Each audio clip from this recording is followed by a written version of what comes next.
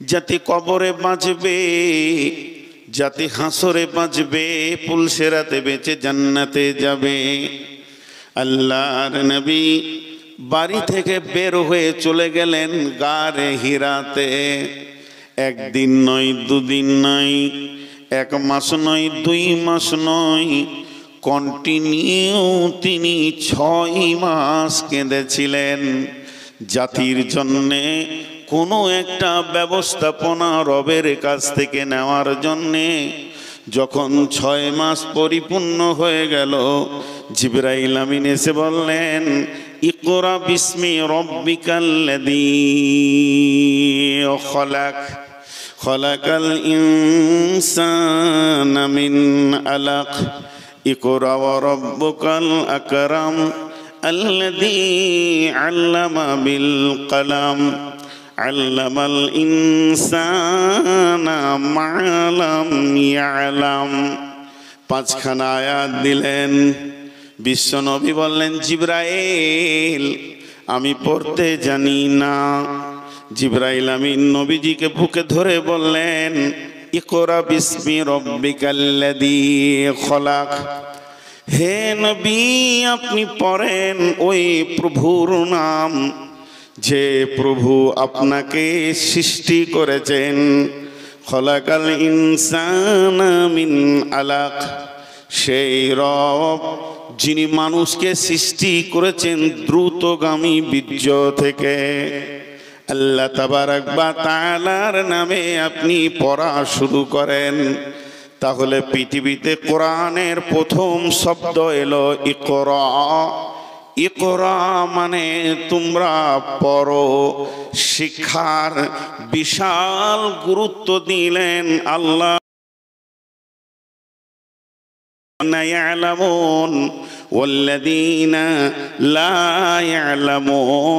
একজন শিক্ষিত আর একজন মূর্খ কোনো দিন 2 জন বাড়াবার হতে পারে না।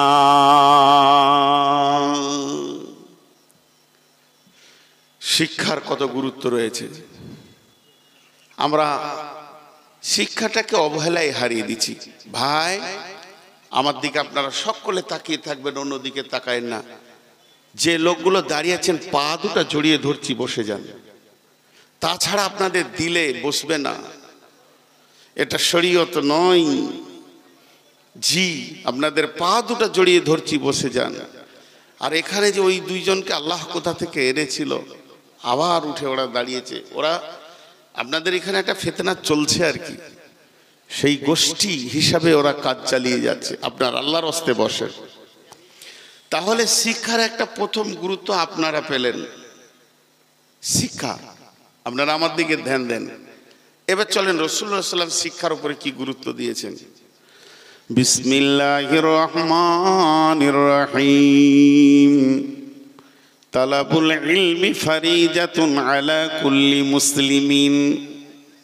আরেকবার বলছি, তালাবুল ইলমি ফারিজাতুন আলা কুল্লি মুসলিমিন ওয়া মুসলিমাতিন। তৃতীয়বার বলছি, ধ্যানে হৃদয়ে ভরে নেন। আল্লাহর নবী বলছেন, ইলম তলব করা, জ্ঞান অন্বেষণ করা, ইলম অর্জন করা প্রত্যেকটি মুসলমানের জন্য ফরজ। যে নিজেকে বলবে আমি আল্লাহর গোলাম, যে নিজেকে বলবে আমি মুসলমান, যে নিজেকে বলবে আমি নবীর উম্মত, 3খানা সাক্ষী যে নিজেকে দেবে, আল্লাহ তাবারাক ওয়া তাআলার রাসূল বলছে তোমার জন্য জ্ঞান অর্জন করা ফরজ। শুধু ফরজ নয়, ফরজে আইন। খবরদার তুমি মূর্খ থাকবে না, তোমাকে পৃথিবীতে শিক্ষিত হতেই হবে। তালাবুল ইলমি ফারিজাতুন আলা কুল্লি মুসলিমিন ওয়া মুসলিমাতিন। আল্লাহ দিলে ফিতনা বিদায় হলো, জানটা ঠান্ডা হলো। এই আল্লাহ, তুমি ওদেরকে উচিত শিক্ষা দিও। জি, একটা ঘটনা এসে যাচ্ছে যুদ্ধের। আমি কথা এমনি বলছি না আপনাদেরকে, একটু মনোযোগ। তো ফরজ, ফরজের আবার 2টো ভাগ। একটা হলো ফরজে আইন আর একটা হলো ফরজে কেফায়া। ফরজে আইন মানে অপরিহার্য ফরজ, মানতে হবে, লাই ভুল হয়ে যাবে, মানতেই হবে। আর একটা হলো ফরজে কেফায়া, হলো 2-10 জন হলেই হলো, 2-5 জন হলেই হলো। ছোট্ট একটা উদাহরণ দিলে বুঝতে পারবেন। জোহরের আজান হলো, যতটি লোক বসে আছেন আমার ছোট ভাই বড় ভাই হিসাবে সবাই একবার মুখ খুলবেন। জোহরের আজান হলো, জোহরের নামাজটা ফরজ না নফল? ফরজ, পড়তেই হবে। একটা বাড়িতে, আমি মহিলার কথা আপাতত বলছি না, পুরুষে বলছি, বাপ ভাই চাচা দাদা মিলে 12টা কি 18টা পুরুষ আছে, সে 18 জনের ওপরই ফরজ। যদি চাচা বলে বা বাপ বলছে দুজন যে ছেলেদেরকে তোরা কাজ টাজ কর, আমরা নামাজটা পড়ে আসছি, গোটা ফ্যামিলির হয়ে যাবে, তা হবে না। এটার নাম হচ্ছে ফরজে আইন। ফরজে কেফায়া কাকে বলে? খুব কাজ চলছে বাড়িতে, কাজে ব্যস্ত, হঠাৎ আপনার মোবাইলে রিং বাজলো, আসসালামু আলাইকুম। ওয়ালাইকুম সালাম। বলে আপনার বড় ভাইরা মারা গেছেন। কোথায়? একটা ভাইরা মারা গেছে, মানে আপনার আব্বার ভাইয়েরা মারা গেছে, আপনার খালু। তো এর তো জানাজা পড়তে যেতে হবে, জানাজা ফরজ। এখন যদি আপনার আব্বার চাচা বলে কাজে খুব ব্যস্ত রে, ধান কাটাকাটি চলছে, তোরা কাজগুলো দেখ, আমরা ফ্যামিলি থেকে 3 জন যাচ্ছি, যথেষ্ট, সবারই জন্য যথেষ্ট। তাহলে ইলমে শিখা ফরজ। কোন ফরজ? এই জোহরের নামাজের মতো ফরজ না জানাজার নামাজের মতো ফরজ? জি কথা, জি না, দুটোই। ফরজে আইন আবার ফরজে কেফায়া, দুটোই আছে এর ভিতরে। ফরজে আইন কেমন, ফরজে কেফায়া কেমন? আলিম সবাইকে হতে হবে না। যদি ওই ফরজটা হয়ে যেত তাহলে প্রত্যেকটি মুসলমানকে বুখারী মুসলিম তফসির পড়ে আলিম হতে হতো। আলিম হওয়াটা ফরজে কেফায়া। এলাকাতে একটা হবে, গাঁ থেকে 2টো হবে, পাড়া থেকে একটা হবে, ভালো আলিম হবে, গোটা এলাকার জন্য যথেষ্ট। এটা হলো ফরজে কেফায়া। আলিম হওয়াটা ফরজে কেফায়া, আলিম হওয়াটা ফরজে কেফায়া। কিন্তু 2টি জিনিস শিক্ষা করা হচ্ছে ফরজে আইন। যতগুলি মানুষ পৃথিবীতে বেঁচে থাকবে, যদি 20টা লোক হয় নারী পুরুষ মিলে, সেই নারী পুরুষ সকলকে 20 জনাকে শিক্ষা করতে হবে। ওই 2টি জিনিস সকলের জন্য ফরজে আইন। সেই 2টি কি? 1 নম্বর হলো আল্লাহর হুকুম কেমন ভাবে আপনার উপরে আসছে, আর ওটা কিভাবে পড়লে রিটার্ন করা যাবে, এই পর্যন্ত জানাটা সকলের জন্য ফরজ। জোহরের নামাজটা কেমন হবে, আসরের নামাজটা কেমন হবে, রুকুটা কেমন হবে, সাজদা কেমন হবে, বছরে একটা মাস রোজাটা কিভাবে রাখবো না রাখবো, তার মানে আল্লাহর হুকুম যেগুলো আমার উপরে আসছে, কোনোটা সপ্তাহে একবার, কোনোটা প্রতিদিন, কোনোটা মাসে, কোনোটা বছরে, প্রত্যেকটি আমলকে আমাকে পুঙ্খানুভাবে জানতে হবে।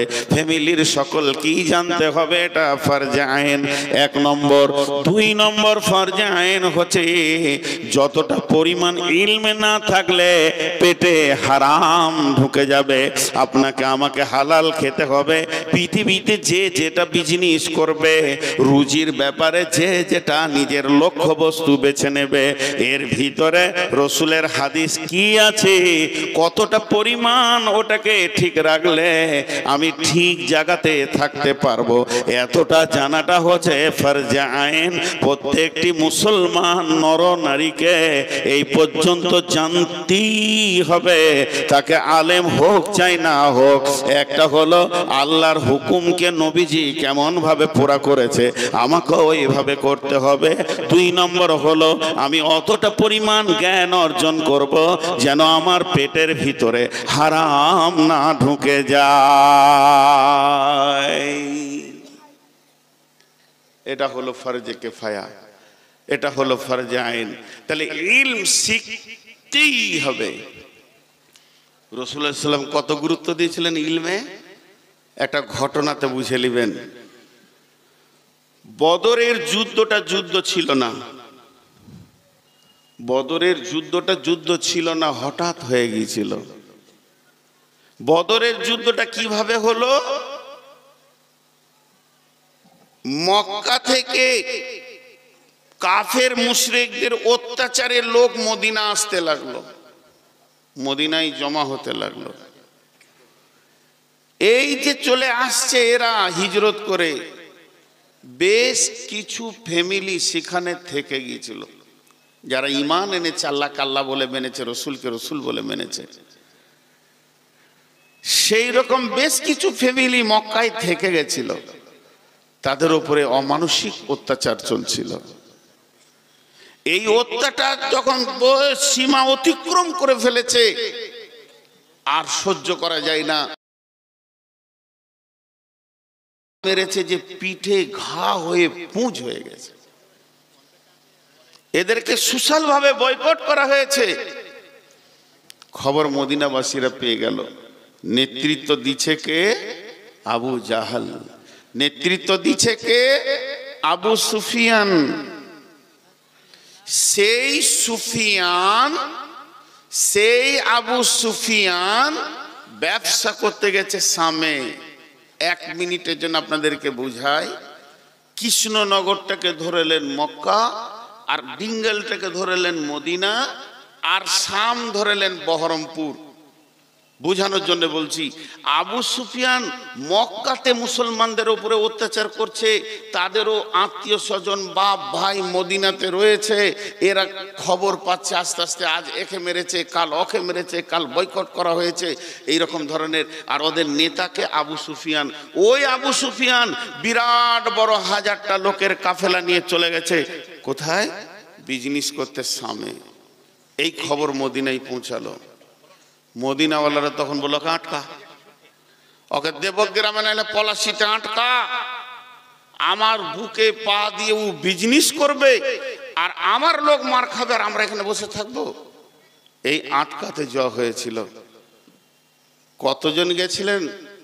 যুদ্ধ যদি হতো তো সকলের জন্য মদিনা ছেড়ে চলে যাওয়া ফরজ হয়ে যেত। কাফেলাকে আটকাবো। কতজন গেছিলেন? 313 জন। তারা সেখানে পৌঁছালো। যুদ্ধের অনেক বড় ঘটনা, সেদিকে যাচ্ছি না। শেষ রেজাল্ট কি দাঁড়ালো? যুদ্ধের শেষ রেজাল্ট কি দাঁড়ালো? মুসলমানদের 13 জন, মুসলিম বাহিনী আমাদের ইমানদার ভাই 13 জন শহীদ হয়ে বদরের মাটিতে শুয়ে গেলেন। তাদের দাফন কাফন সেখানে আছে। আর ওই বেঈমানদের 70 জনকে কলা গাছ কাটা করে কেটে বদর নামে কুয়াতে ফেলা হয়েছিল। আর 70 জনের কোমরে রশি দিয়ে সাহাবীরা গরুর মতো পিটাতে পিটাতে নিয়ে এসে মসজিদে নববীতে বেঁধে দিয়েছিলেন। বদরের যুদ্ধের রিজাল্ট, 13 জন ইমানদার শহীদ হয়ে জান্নাতি হয়ে গেলেন। 70 জন বেঈমানকে কলা গাছ কাটা করে কবরে শুয়ে দিল, বদর নামে কুয়াতে ডুবিয়ে দিল। আর 70 জনকে নিয়ে এসে মসজিদে নববীর খাম্বাতে বেঁধেছে। পিলারগুলো কিসের? না খেজুর গাছের। বুকের সঙ্গে হাত, পেছন দিকে হাত, আর সাহাবীরা বেঁধেছেন। এই হাতগুলো ফুলে গেছে, যদিও কাফের মুশরিক, তাদের হাতগুলো ফুলে গেছে, পা ফুলে গেছে, সারা রাত দাঁড়িয়ে আছে। আর একই গাছের একটা খাম্বাতে বেঁধেছে 2 জনকে, রসুলের নিজের চাচা হযরতে আব্বাস আর রসুলের নিজের জামাই, বড় জামাই ওই লাহাবের বেটা অথবা এক জায়গাতেই বাঁধা। দাদা শ্বশুর আর জামাই এক জায়গায় বাঁধা। বিশ্বনবী ফজরের সালাত পড়তে এলেন। ফজরের সালাত পড়তে এসে ওদের দিকে তাকিয়ে দেখে নবীজির চোখে পানি বের হয়ে আসলো। যতই হোক আত্মীয়, যতই হোক মানুষ, অনেক কষ্টে রয়েছে। এর জন্য নবীজির নাম রাহমাতুল লিল আলামিন। হযরতে বেলাল আযান দিলেন। সাহাবীরা নামাজের জন্য মসজিদে নববীতে পৌঁছালেন। বিশ্বনবী সালাত আদায় করলেন। ইমামতি করার পর সাহাবীদের দিকে লক্ষ্য করে বলছেন, এরে আল্লাহর গোলামেরা শোনো, যে বন্দীগুলোকে আমরা বেঁধে রেখেছি এরা তো আমাদের আত্মীয়, এদের যদি বাঁধনটা একটু ঢিলা করে দেওয়া হতো তা কত ভালো হতো। লোকগুলো অন্তত একবার বসতে পেত, হাঁটুগুলো এদের ফুলে গেছে। একজন সাহাবী বলে উঠলেন, ইয়া রাসূলুল্লাহ, এটা আপনি স্বাধীন আছেন, যা ইচ্ছা তাই করতে পারেন, আমাদেরকে জিজ্ঞেস করা কোনো প্রয়োজন নাই। বিশ্বনবী বললেন, না, এখানে ব্যক্তিগত চিন্তা চলবে না, মাশওয়ারা করে কাজ নিতে হবে। তাই আমি মাশওয়ারা করলাম, সকলে সম্মতি দিলেন বাঁধনগুলো হালকা করে দেয়া হোক। লোকগুলো একটু বসলো, হাত পা ছেড়ে সুস্থির শ্বাস তারা ফেললো। এরপরে মিটিং বসে গেল, পার্লামেন্ট সদস্য বসে গেলেন সাহাবীদের ভিতরে, এদেরকে কি করা যায়।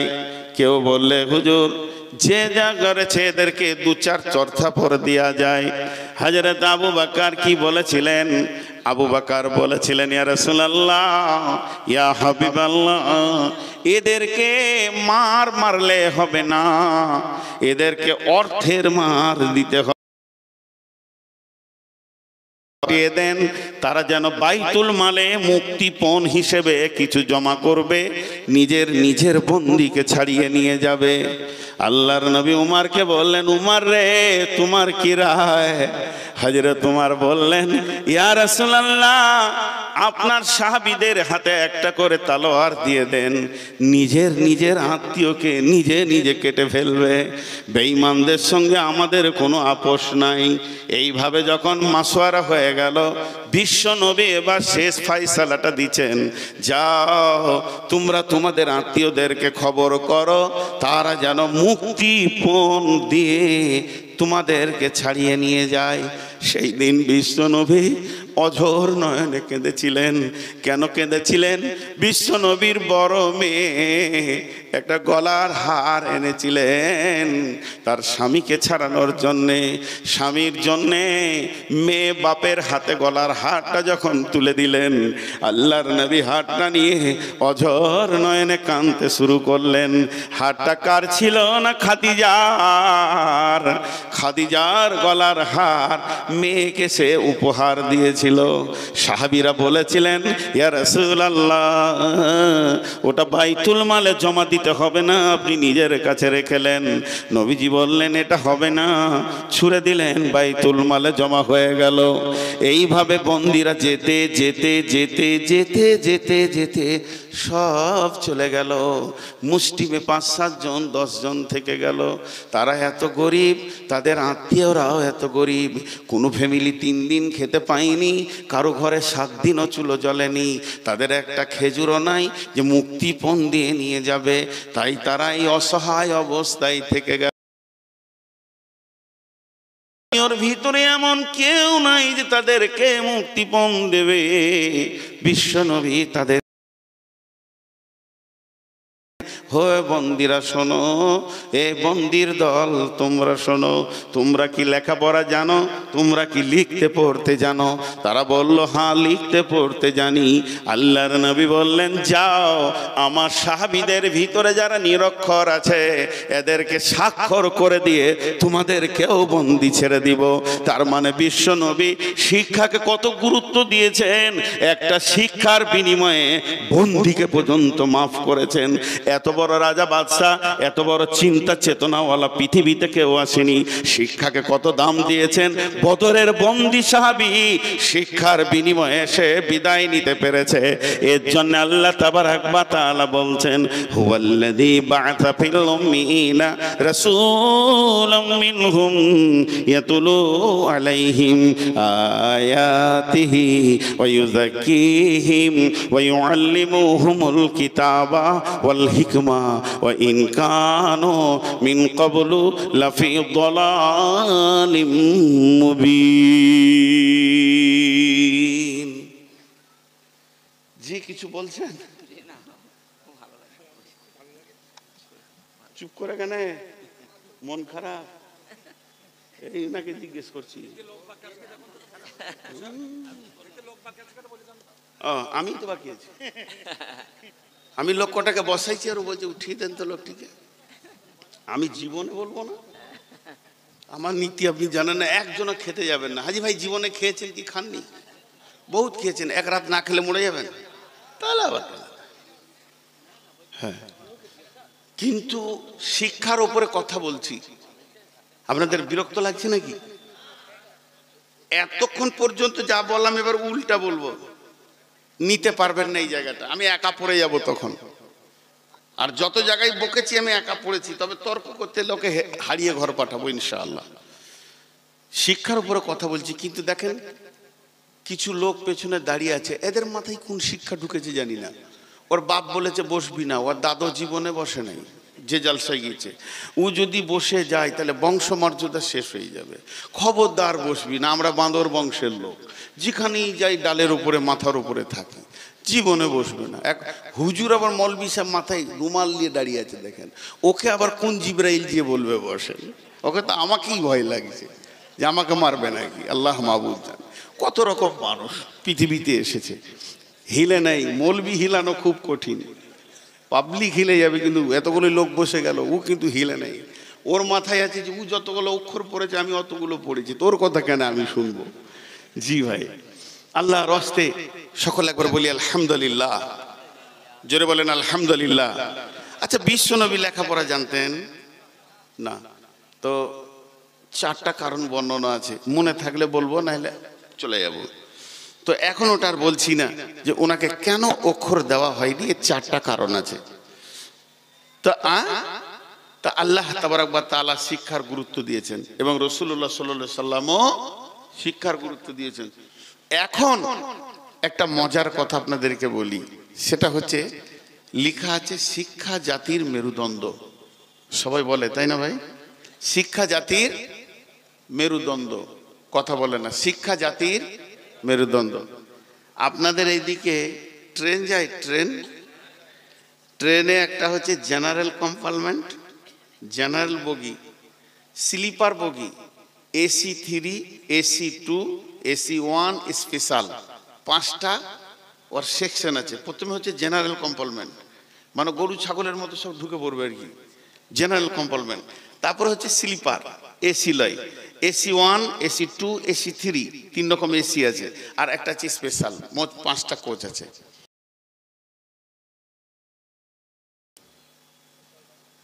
জেনারেলটা যে বলেন, জেনারেলটা পৃথিবীতে যত কলেজ ভার্সিটি, মানে দুটো শিক্ষা, একটা দ্বীনি শিক্ষা, একটা দুনিয়া শিক্ষা, প্রাইমারি স্কুল থেকে নিয়ে MA পাস পর্যন্ত, ডাক্তারি, MBBS, FRCS, MD, MCom, MB, যা ডিগ্রি এসেছে, এটা কি জেনারেল না?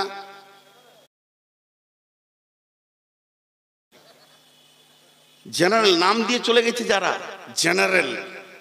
আর যাকে বাংলায় বলা হয় সাধারণ শিক্ষা, আর এটা হচ্ছে অসাধারণ শিক্ষা, এটা হচ্ছে অসাধারণ শিক্ষা। জেনারেল ব্রেন নিয়ে অসাধারণ শিক্ষার কাছে পৌঁছানো অনেক কঠিন আছে। জি, এই মাঝে 2 মিনিট আমি কথা বলবো। আমি ভেবেছি যে 4 মাস যখন বাড়িতে থাকবো প্রতিদিন ফেসবুকে আসবো এই শিক্ষার উপরে কথা নিয়ে। এখানে 2 মিনিট একটা কথা বলে দিই, আজকের প্রোগ্রামেরই কথা। সেটা হচ্ছে প্রত্যেকটি ছেলে মাস্টার্স যখনই করছে, কিংবা গ্র্যাজুয়েশন পাস করছে, বা মাধ্যমিক উচ্চ মাধ্যমিক পাস করছে, খালি চাকরির পেছনে ঘুরঘুর করছে। আর চাকরিটাকেই বেশি মানুষ প্রাধান্য দিয়েছে। চাকরির সন্ধি বিচ্ছেদ হচ্ছে চাকরগিরি। চাকরগিরি থেকে এসেছে চাকরি। নওকার মানে কি? চাকর। আর বিশ্বনবী বলছেন 98% হালাল খাবার আছে বিজনেসের ভিতরে। চাকরি যারা করে, কথাটা কার? আমার। এটা আজ থেকে 20 বছর আগে আমি এই বায়ান করেছি। চাকরি যারা করে, একটা হাই স্কুলে হেডমাস্টার হেঁটে যাচ্ছে, আপনি যদি পেছন থেকে বলেন ওই চাকর, ওই চাকর, ও তো সরকারের চাকর, কোনো ডিস্টার্ব হবে না, ও চাকরিটাকে গ্রহণ করে নিয়েছে। জি, এখন যদি বলেন যে আপনি এটা কেন বলছেন, কি আল্লাহর খেলা। এই কয়েকদিন আগেই আবুল কালাম আজাদ কি বলেছে দেখেন। আবুল কালাম আজাদ ফেসবুকে, আমি ওনার এটা পড়ছিলাম, বিশ্বের সবচেয়ে ধনী 100 জনের মধ্যে 75 জন হলো ব্যবসায়ীর প্রতিষ্ঠান, আর 15 জন হলো বিনিয়োগকারী, 7 জন হলো খেলোয়াড়, 3 জন হলো শিল্পী। আর অর্থাৎ কেউ কখনো চাকরি করে ধনী হতে পারেনি। লিখেছেন আবুল কালাম আজাদ, কেউ কখনো চাকরি করে ধনী হতে পারেনি। চাকরি হলো বয়সকে শেষ করার একটা ফান্ড। দেখবেন কচু 2.5 টাকা কেজি হলো, বলবে 2 টাকায় দিবি। সারা জীবনে চাকরি পেলাম, আগে ইন্নালিল্লাহ পড়ি যে ছেলেটা জীবনের সুখটাই শেষ হয়ে গেল, আরও ভালো খাবে না, ভালো দেখবে না। কারণ এসেছে তো জেনারেল বগি থেকে, গরু ছাগলের মতো থেকে এসেছে। অসাধারণ শিক্ষা তার পেটে আল্লাহ দেয় নাই। জি, আর মক্তবের যদি মৌলবি হয়, 3000 টাকা যদি বেতন হয়, তার মতো সুখে রিল্যাক্সের জীবন আর কাউকে দেখতে পাবেন না। জি ভাই, এর জন্য এর ভিতরে একটা অসাধারণ সুখের ভান্ডার ভরা আছে। চলেন এখন আমি কিছু জিনিস আপনাদের সঙ্গে বিনিময় করতে যে উল্টা করব। সারা পৃথিবীর সমস্ত এডুকেশন বিভাগ একটা কথা বলছে, শিক্ষা জাতির মেরুদণ্ড। শিক্ষা জাতির, সকলে বলেন শিক্ষা জাতির, আরেকবার জোরে বলেন শিক্ষা জাতির। আমি উল্টা বলছি, শিক্ষা জাতির ক্যান্সার। আমারটাকে কেটে দেন, আমারটাকে কেটে দেন। জি, কেন? শিক্ষা জাতির যদি মেরুদণ্ড হতো, ফার্স্ট আসেন ডাক্তারদেরকে, ডাক্তারগুলো সব একটা একটা ডাকাত হয়ে বসে আছে, ঠিক না ভুল? আমি চোখের পানিতে কোলের ছেলেটাকে নিয়ে যাচ্ছি ছটফট করে, আর ডাক্তার মুছে তেল দিয়ে বলছে যাক একটা খরিদ্দার এলো। একটা ডাক্তার যে গাড়িটা চাপে সেটা একটা ট্যাবলেট কোম্পানি ওকে ফ্রিতে দিয়েছে, ডাক্তারদের 1 পয়সা খরচা নাই। জাঙ্গিয়া থেকে কোর্ট পর্যন্ত ওকে কিনতে হয় না, ওষুধ কোম্পানি সাজিয়ে দিয়েছে। যে চেম্বারে বসবে ওই চেম্বারটা নার্সিং হোম ওয়ালা ওর পয়সা মিটাচ্ছে বা মাসের ভাড়া মিটাচ্ছে, না হলে কোনো ফার্মেসি ওর ভাড়া মিটাচ্ছে। আর যখন ডাক্তার লিখবে দেখবেন একটা কোম্পানির ওষুধ লিখবে। তাহলে একটা ডাক্তার কি করে জাতির মেরুদণ্ড হলো, এই জাতির জানকে কেড়ে খেয়ে নিয়েছে। আপনারা একবার হ্যাঁ না বলেন, নাহলে একা পড়ে যাচ্ছি যে ডাক্তার জাতিকে শেষ করেছে। আপনার এলাকায় একটা নার্সিং হোমের মালিক, নাম জিজ্ঞেস করবেন না আমাকে, বলছে চোখের সামনে ছটফট করছে, আগে টাকা দে তারপর ভর্তি হবে। জাতিকে শেষ করেছে ডাক্তাররা। এখন বলেন, একটা কথা জিজ্ঞেস করব খালি, যদি ভুল বলি জুতোগুলো আমার বুকে ছুঁড়ে দেবেন, আমি ফুল বলে কুড়িয়ে নিব। জুতোগুলো, পায়ের জুতোগুলোকে আমার দিকে ছোড়ার জন্য রেডি হন। ট্যাবলেটে ভেজাল, ওষুধে ভেজাল, ভিটামিনে ভেজাল। এটা কি চাষিতে দেয় না শিক্ষিততে দেয়? আবার বলছে সিলাইনেও ভেজাল। কে দেয়, শিক্ষিত না চাষি? হ্যাঁ, মরছে তো। একটা ডাক্তার 70খানা ট্যাবলেট খাইয়ে পেটের পেন কমাতে পারলো না। আপনাদের বহরমপুরে অপারেশন করে দেখছে সবগুলো আলো চাল, একটাও ট্যাবলেট লই। কেন? আমাদের বর্ধমানে একটা ডাক্তারকে জুতিয়ে লম্বা করে দিল। কেন? অপারেশনের রোগী কেটে পড়ে আছে, ওই অবস্থায় সে বলছে অভিভাবক কে আছে, অভিভাবক কে আছে? 2 ছেলে কাঁদছে অঝর নয়নে, বাপের অপারেশন চলছে অ্যাপেন্ডিক্স।